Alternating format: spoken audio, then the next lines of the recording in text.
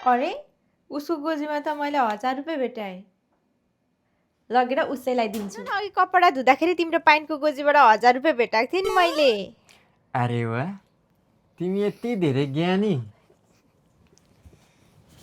एउटा काम गर, ल्याऊ यो दुईटा तिम्रो भयो।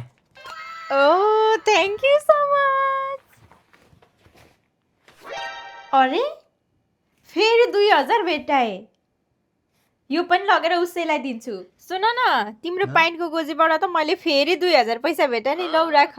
अरे वाह, तिमी त साँच्चीकै इमान्दार रहेछौ। अरूको बुढी भएको भए त आफैले राखेको थियो नि है।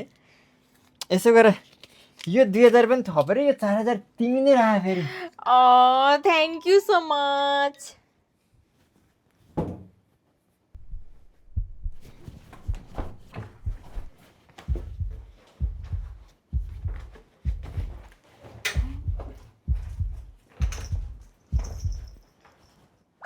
आज त कुनै गोजीबाट पनि पैसै निस्केन। म त लागेको थियो आज पनि पैसा भेटाउँछु अनि सपिङ गर्न जान्छु भनेर। के होला आइडिया, मसँग 10,000 रुपियाँ छ, लगेर दिन्छु अनि 20,000 आयो भने त सपिङ गर्छु। सुन, तिमी कहाँ जान लागेको? म बाहिर निस्किन लागेको। सुन न, मैले त फेरि तिम्रो पाइनको गोजीबाट 10,000 भेटाएको थिएँ नि। ए यो पैसा त मैले कति खोजिरहेको थिएँ, कहीँ पाइरहेको थिएन। तिमीले पायौ? ठिकै छ नि त, बिल तिर्न कम भइरहेको थियो। म बिल तिरेर आउँछु नि त है। ल बस्दै गर है।